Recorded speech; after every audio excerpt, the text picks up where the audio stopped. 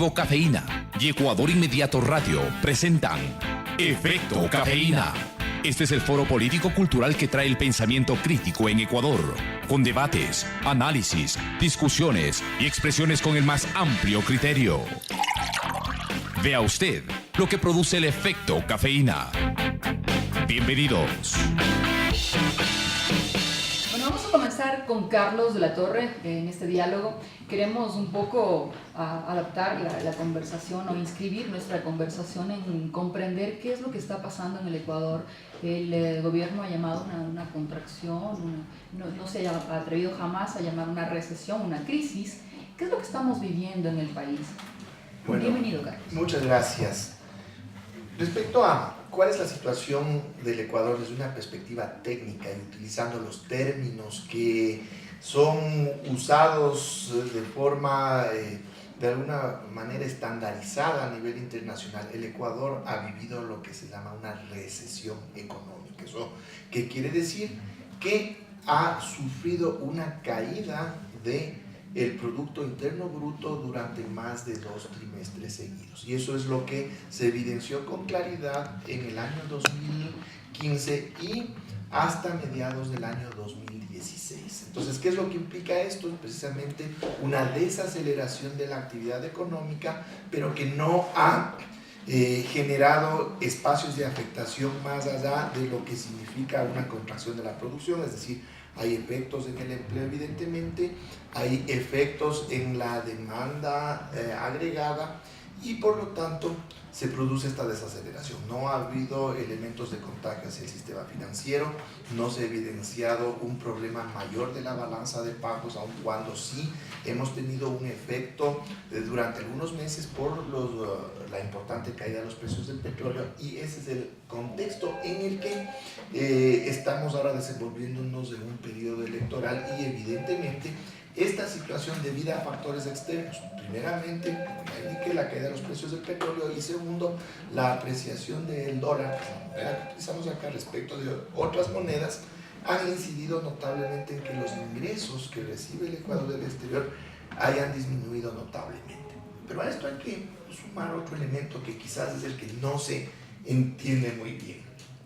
Esta situación lo que ha mermado son principalmente ingresos fiscales, es decir, los del sector público, y eso ha derivado en que el gasto público tenga que contraerse en alguna medida y mucho más la inversión pública. Pero ¿por qué esto deriva en que la tasa de crecimiento de la economía tenga que caer? ¿Qué pasa con el sector privado? Resulta que por condiciones estructurales de la economía ecuatoriana no es el sector privado el que la empuja. Es desde el sector público, desde la inversión pública, desde el gasto público que se genera esa dinámica a la que luego se acopla el sector privado, y de ahí las altas tasas de crecimiento que vivimos cuando el precio del petróleo estaba alto, cuando el dólar estaba depreciado, y ahora estamos en una situación contraria. Entonces, ¿qué es lo que implica esto? Implica que en última instancia hay un elemento fundamental en esta dinámica que parte desde el sector público y es el que ha sido afectado por factores externos. Andrés, tú has estado además dentro del sector público y en esto cabe una valoración sin duda con la posibilidad de esta valoración técnica, pero también desde los retos que significa estar adentro. Y además tienes una experticia en manejo de temas de desarrollo y de pobreza. ¿Cómo puedes evaluar la tarea del gobierno, el ejercicio que él ha tenido tanto en la bonanza como en la contracción o en la recesión, que ya claramente lo ha definido Carlos? Sí, es muy importante eso, y saludando a todos quienes nos escuchan. Como decía Carlos, la economía funciona en ciclos. Hay ciclos altos de crecimiento y hay ciclos bajos de recesiones. Es como cualquier negocio, hay periodos de ventas altas y periodos de ventas bajas.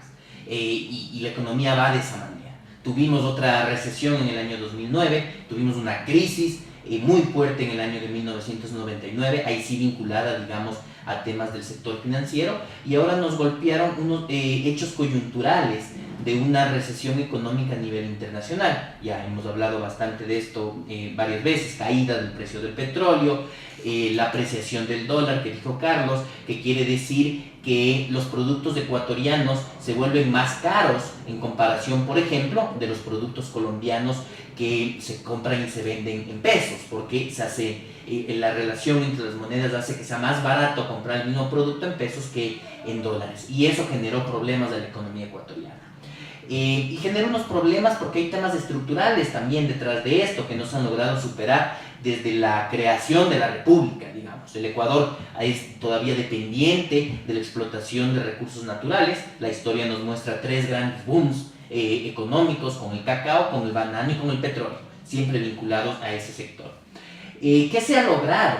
Sí se ha logrado generar unas capacidades para el futuro. Todo el tema de inversiones en infraestructuras, la logística para poder comercializar, puertos, aeropuertos para poder exportar, vender al exterior, lo que es el tema de la soberanía energética, el tener luz. Si es que uno quiere empezar un proceso productivo, más aún industrial, sin luz y sin agua es imposible. Yo suelo usar como ejemplo un tema de un emprendimiento más bien pequeño. Si uno quiere tenerse una fábrica de helados y se le va la luz, se le hacen agua a los helados. Entonces son condiciones que ahora han permitido que la economía se sostenga de mejor manera. Estamos saliendo ya de una recesión que se vivió entre finales del 2015, inicios del 2016, pero saliendo de ahí. Ahora, justamente en la valoración de estos procesos económicos, la literatura sí lo muestra, hay un informe muy particular, digamos, hecho por economistas, Joseph Stiglitz, Amartya Sen, y un economista francés, Pitouzi también, que hablan sobre la medición del desarrollo socioeconómico, y justamente critican que nos quedemos solo en el PIB. O sea, hay que usar el PIB, sin duda. El PIB, Producto Interno Bruto, mide lo que se ha producido en un año en una economía, ¿verdad? Pero quedarnos solo en eso es como quedarnos en que el bienestar fuera solo el ingreso, y ahí hay un error. Hay que regresar a ver también a las condiciones de vida. Y eso es importante señalarlo y comparar. En la crisis de 1999, la pobreza medida por consumo subió del 35% más o menos que estaba en el año de 1995 al 56% en 1999. 56%, eso quiere decir que más... ¿De cuánto a cuánto? De 35% en 1995 al 56% en 1999. 56% quiere decir que 1 de cada 2, que más de la mitad de ecuatorianos eran pobres en el momento en que ocurrió esa crisis, se empobrecieron por esa crisis. ¿Qué pasa ahora?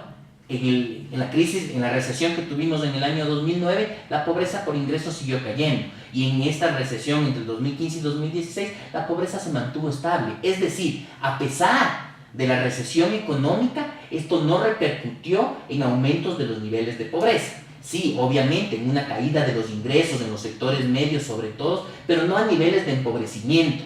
Y entendamos la pobreza, no a niveles de no poder comer. En 1999 estábamos hablando de que la mitad de ecuatorianos tenían dificultades económicas para poder alimentarse. Esa es la diferencia en las magnitudes, porque esta recesión no afectó de manera estructural. A la par, otros elementos ahí mismo. En la educación, los niños, las niñas, los jóvenes han seguido educándose, han seguido yendo a la escuela. Las tasas, digamos, de asistencia a la educación básica, sobre todo, están en el orden del 98-99% y no han decrecido. La pobreza, no solo por ingresos, sino multidimensional, que mide el ejercicio de derechos, aproxima mediante indicadores, mediante procesos técnicos, el ejercicio del derecho a la salud, a la educación, al agua, etc., se ha seguido reduciendo. ¿Qué quiero decir con esto? Que si bien hemos pasado por una recesión económica, no libres de efectos, ya se mencionó, una caída en el empleo y entonces una caída en el ingreso coyuntural, pero no ha tenido efectos en la calidad de vida y en el bienestar estructural, es decir, los niveles permanentes, la calidad de la vivienda, el acceso a servicios y los niveles de pobreza. Muchísimos han señalado al bono de desarrollo humano como la permanencia de la calidad de un Estado. No, para nada, son precisamente mecanismos que procuran generar mejoras en la vida y en el desarrollo de las personas. Pensemos que estas transferencias tienen también un elemento detrás que muchas veces no es conocido, es decir, el receptor, especialmente cuando se trata de madres jefas de hogar que reciben el bono de desarrollo humano, no lo reciben y punto, sino que tienen una obligación con sus hijos de que ellos estén atendidos adecuadamente en términos de su salud, cumplan con las vacunas, que estén matriculados en una escuela, porque precisamente estas transferencias se vuelven, además del beneficio directo monetario que representan, en un incentivo para romper lo que se llama el círculo vicioso de la pobreza. ¿Qué quiere decir esto? Es decir, si estos hijos de estas madres ya han ido a la escuela, ya tienen una buena salud, evidentemente tienen condiciones mucho mejores que las de sus padres para poder desarrollarse como personas y poder desarrollarse también en el marco de la economía y poder alcanzar una situación económica mejor que la de sus padres cuando sean adultos. Es decir, esto una oportunidad de vida. Exactamente, tiene una lógica también de largo plazo y no puede entenderse como muchas personas quieren, que es simplemente una dádiva. Incluso se ha dicho muchas veces que a las personas, a los pobres, hay que enseñarles a pescar en vez de darles el pescado. Pero esas lógicas para nada aplican dentro de este concepto y hay que entender que inclusive... Es como hablar tanto de libertad también, sí, como que hubiera igualdad, perdón. Sí, exactamente. Sí, tenemos que entender que la libertad tiene que darse sobre la base de que todos tengamos las mismas oportunidades, si no la libertad no tiene sentido cuando partimos de diferentes puntos, exactamente. Entonces, estas políticas no es que son propias del Ecuador o propias de este gobierno. De hecho, estas transferencias monetarias se entienden desde la perspectiva de políticas sociales y fueron promovidas inclusive desde organismos internacionales en diversos países del mundo, y el Ecuador la ha adoptado y la ha perfeccionado en los últimos años. Importante también los criterios que en la primera parte Carlos de la Torre expuso respecto de qué es lo que estamos viviendo en el país. Él mencionó una recesión, una caída de la producción. Además, Andrés Mideros muy bien ha señalado que hoy en día no solamente se mide el desarrollo de las naciones en base a los criterios de productividad, sino también del desarrollo de las condiciones de vida de la población. Pero otra de las grandes críticas que ha recibido este gobierno es que más allá de un tamaño del Estado que pueda proteger, que pueda servir, sin duda, que pueda atender a la redistribución de la riqueza, a la corrección de las desigualdades, se ha producido una explosión de creación de instituciones quizá para cosas no tan significativas como debería estar en un Estado. ¿Cómo lo ve Carlos Latorre? Ya, aquí también hay un elemento que se lo maneja, incluso podría decir se lo manipula en términos comunicacionales. Muchas veces se habla, es que el tamaño del Estado es muy grande, que la deuda externa es enorme. Estos conceptos, grande, pequeño, etcétera, en economía tienen que entenderse que son conceptos relativos, no absolutos, relativos a algo. Muy bien, si el Estado es grande, ¿grande respecto de qué? Grande respecto de lo que es el Estado en otros países. El momento que nosotros analizamos en términos de número de burócratas respecto de la población, en el caso del Ecuador no es un Estado más grande que muchos estados en América Latina. En términos de su presupuesto respecto del PIB, tampoco es de los más grandes en América Latina. Pero si comparamos al Ecuador con el Ecuador, vemos un crecimiento importante del número de burócratas. Pero tenemos que entender también en términos relativos. Si comparamos con el Ecuador de hace 10 o 15 años, evidentemente que sí, pero el Ecuador de hace 10 o 15 años tenía un Producto Interno Bruto menos de la mitad de lo que es ahora, tenía una población que estaba en un 25% o un tercio menos que la actual. Entonces tenemos que entender que el Estado también responde a la dinámica, es también dinámico en función de cómo crece y se desarrolla la economía, de cómo crece y se desarrolla la población y de cómo crecen las necesidades que se dan de los servicios que presta un Estado. Entonces el Estado tiene que evaluarse desde la perspectiva de si está cumpliendo o no adecuadamente con los servicios que le corresponden y los que la sociedad ha establecido que le deban corresponder. Pongo un ejemplo un poco más concreto. Evidentemente, en el caso del Ecuador, el Estado, y desde hace mucho tiempo, es responsable de educación y salud. Especialmente para las personas de menores recursos, tienen la posibilidad de acceder a servicios de educación y de salud gratuitos. En otras partes se entiende de manera diferente, estos servicios son privados.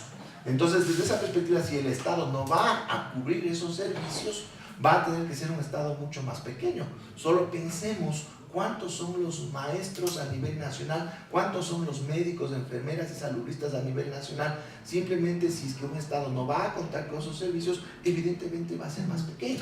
Pero claro, esto no es de ninguna manera lo criticable. A donde siempre se apunta, y recuerdo el dato que dio uno de los programas más, entre comillas, respetados de investigación del país, donde por supuesto se tiene un criterio clarísimo a favor de una posición política, pero se hablaba de más de 3.000 instituciones que van, por ejemplo, para un tema de investigación de petróleos, cuando podría hacerlo el propio Petroecuador, etc. Son algunos de los rubros que de pronto no hubiesen justificado, mucho menos en una época de recesión, la existencia, la permanencia de este tipo de instituciones. Ya, muy bien, hay que entender también que el número tampoco nos dice si es muy grande o muy pequeño, depende de las necesidades que se tengan. Ahora también hay otro elemento que no se toma en cuenta. Si bien podemos medir ahora y decir si hay más ministerios de los que había anteriormente en otros gobiernos con otros ordenamientos institucionales que existían, sí, efectivamente, pero acordémonos también de la cantidad de entidades e instituciones que existían anteriormente, incluso muchas reducidas al manejo de determinados proyectos que existían, y todas esas ya no están más operativas y de alguna manera se ha racionalizado esos servicios desde el Estado ya manejados desde ministerios o desde otras instancias que de alguna manera han aglutinado un montón de estas actividades que antes estaban dispersas. Acordémonos que había inclusive entidades estatales que operaban a nivel provincial en reemplazo o en sustitución de la acción que deberían realizar gobiernos autónomos descentralizados. Entonces lo que tenemos que evaluar es en términos netos cuál es ese número de instituciones frente al que antes existía, entendiéndose que muchas de ellas no estaban centralizadas, que ese es otro tema, inclusive en términos presupuestarios. El presupuesto ahora general del Estado es bastante más grande, inclusive en términos relativos, porque se han centralizado esos ingresos y gastos que antes estaban dispersos entre muchas entidades que ahora no existen. Entonces ya cuando se pone en la balanza también este otro elemento, ya esta evaluación resulta más equilibrada que estas evaluaciones que solo se hacen desde un lado. Muy bien, clarísimo. Vamos a hacer una pequeña pausa, volvemos con Café Polémico. Miren ustedes cómo el dato certero, la información más amplia y una profundización de los temas que apenas escuchamos titulares o pequeñas interpretaciones nos ayudan muchísimo a tomar las decisiones correctas para nuestro país. Vamos a regresar enseguida en Efecto Cafeína para el segundo bloque, que es Café Polémico. Ya saben ustedes cómo la cafeína enciende nuestros sentidos, despierta nuestras capacidades para poder entender más y mejor. Volvemos enseguida.